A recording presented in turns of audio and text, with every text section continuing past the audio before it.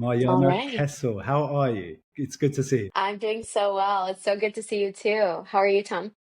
Long time no see, I should say. it's I know. it's It's been a been while. too long. Yeah, it has been. It has been. I'm doing good. Everything all right on your end? Life good? Yeah, everything's going great. Yeah, Yeah. happy days. Happy days.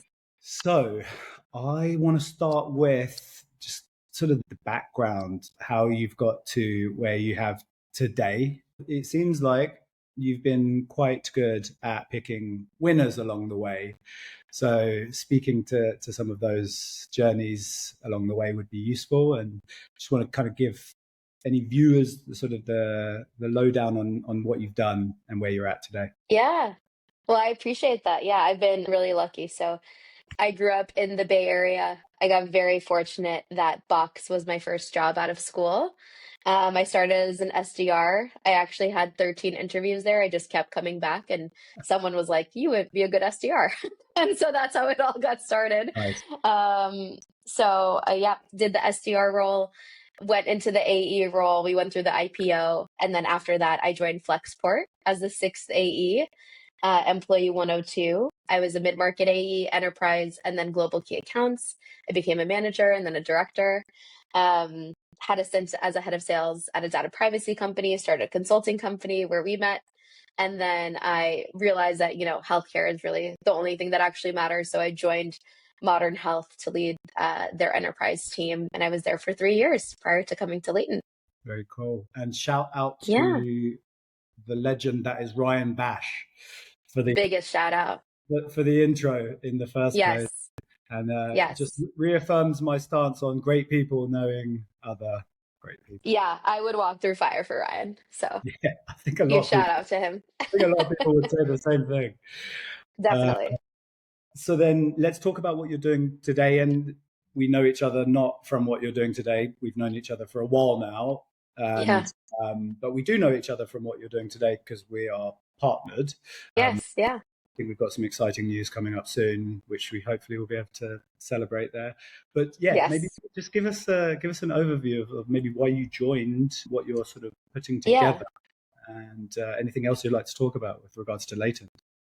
Yeah. So while at Modern Health, I had my daughter, and unfortunately, during labor, I broke my pelvis, which is pretty insane and very uncommon. But ultimately, I was in a wheelchair, and I had to have a procedure done and a couple of medications given, and I had a prior authorization delay and then denial. And so it was a really impactful time for me. It was actually truly the lowest point of my life. And this uncertainty if I would walk again and what that would be like. And so, I had incredible insurance. I speak English fluently. I'm pretty dang determined. And so if I'm not able to break through the health system process, I felt like this is just an untenable situation. And so it sent me on this journey of what is a prior authorization and how is this all working or really not working. And ultimately I found Latent through an executive recruiter. And yeah, I spent 2 months really digging into the company, understanding exactly how the technology worked. And so what we do is we provide healthcare operations focused in pharmacy, and we solve a number of use cases, including prior authorizations. We're very fortunate to work with incredible customers like Yale and Ochsner and Metro Health today, and growing that very quickly.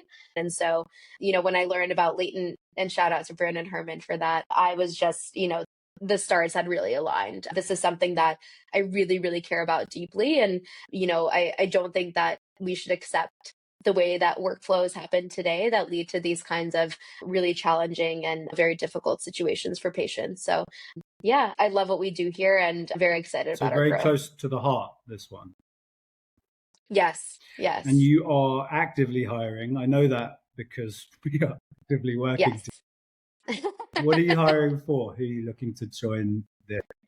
Yeah, we are hiring across the board. So we are hiring for account executives, for SDRs, we are hiring for account managers, hiring for engineers, product folks, design, a recruiter, because we just need more help. So yeah, hiring across the board. Can't recommend highly enough that anyone who's good in my network, hopefully most people are good in my network, to reach out to myself or yourself as soon as possible to Yes. talk about Yes.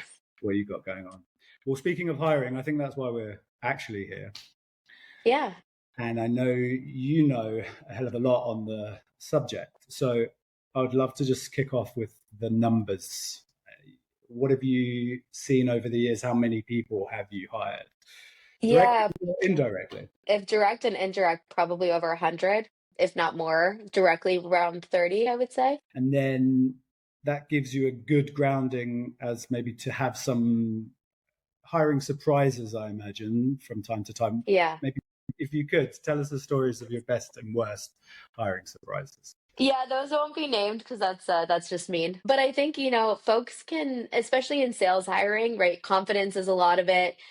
Being able to share stories and kind of bring someone through a journey of your career and, what have you done with different deals? I think earlier on when I started interviewing and hiring for my team, there's a pressure that you feel to make the candidate experience really wonderful. And, if it seems like they can do it or, they seem really confident, you kind of go with that. And as I've gotten more experience, my bullshit meter has gone significantly up. And so I'm far more of like digging in early on of, how exactly did you do that? And what really did you do versus other folks in the team or in a team selling environment? And so, yeah, we've had a few of those and they're painful and, take a lot of accountability and ownership over that. So you do a lot of reflecting of what did we miss and what can we do Yeah, better? good stuff.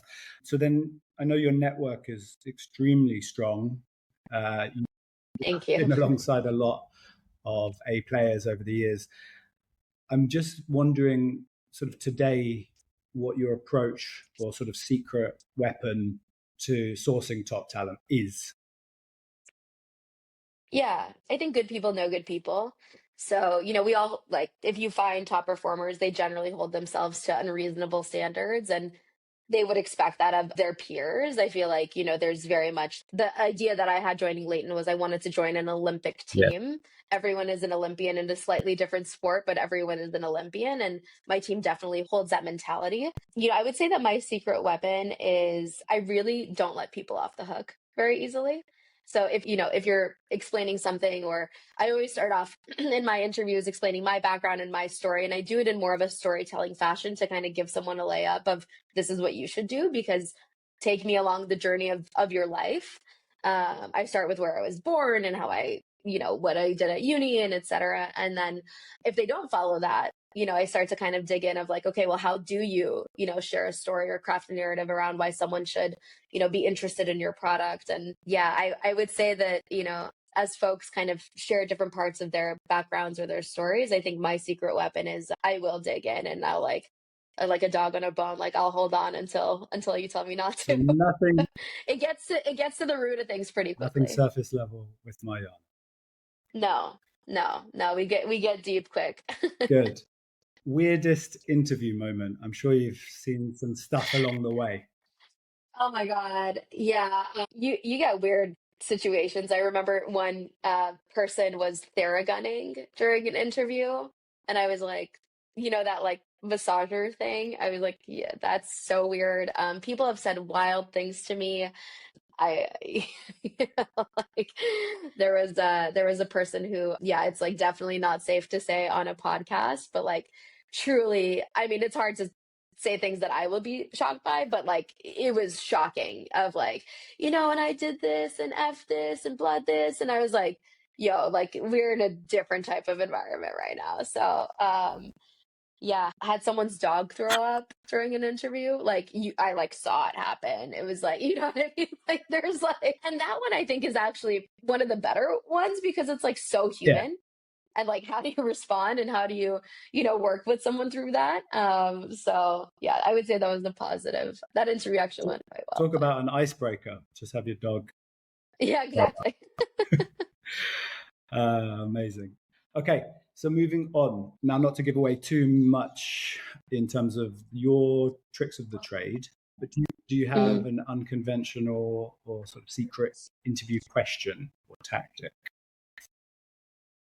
Yeah, I would say that starting off with my story is helpful because it kind of sets the stage to be, you know, more transparent. So that's definitely a secret that I would recommend. It's worked really well to really get at the heart of who someone is. The other piece that I would say is I will ask, like, talk to me about a deal that you really wanted and didn't land it, and what would you have done differently then and what would you do differently now? Which I feel like is a fairly common question, but I want to feel Mhm. pain.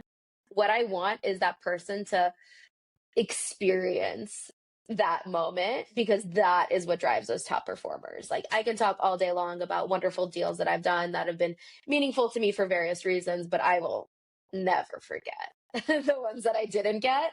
And so that's definitely something that I want to Yeah, see. I like it. Wisdom you wish you'd known earlier, specifically on recruitment in your career, Yeah. hiring wisdom. Is there things that you now know that you wish you'd known earlier? Yeah. Recruiting is a constant thing. It is always. It's like discovery. I talk to my team a lot. Like we are always discovering. It's not like a part of the sales cycle. It's always. And recruiting is always that too. I've been so fortunate that at Latent, I have a number of folks here that have worked with me in the past that have decided to come here. And that wasn't because I was recruiting them. It was because we had worked together and, consistently keeping up those relationships of wonderful people. And you never know what someone is going through in their life. And in fact, a lot of folks here have had personal experiences within the healthcare system that have made them so passionate about what it is that we're doing. And so I think bringing on top talent is the most important thing you can do as a leader.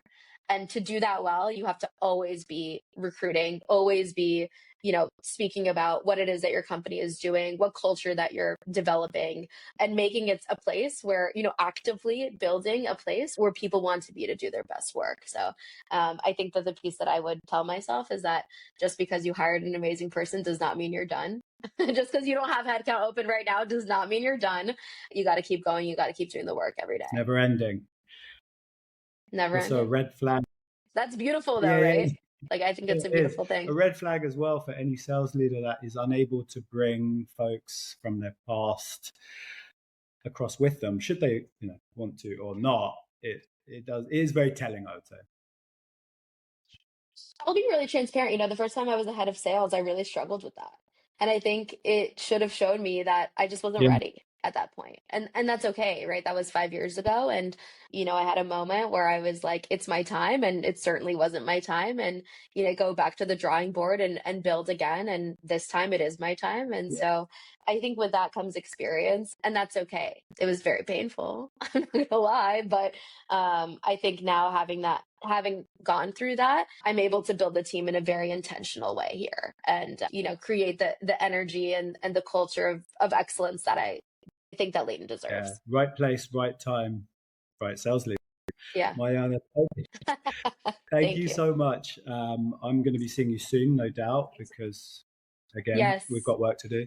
But thanks for we've got work some to do. great nuggets here. Thanks for imparting this.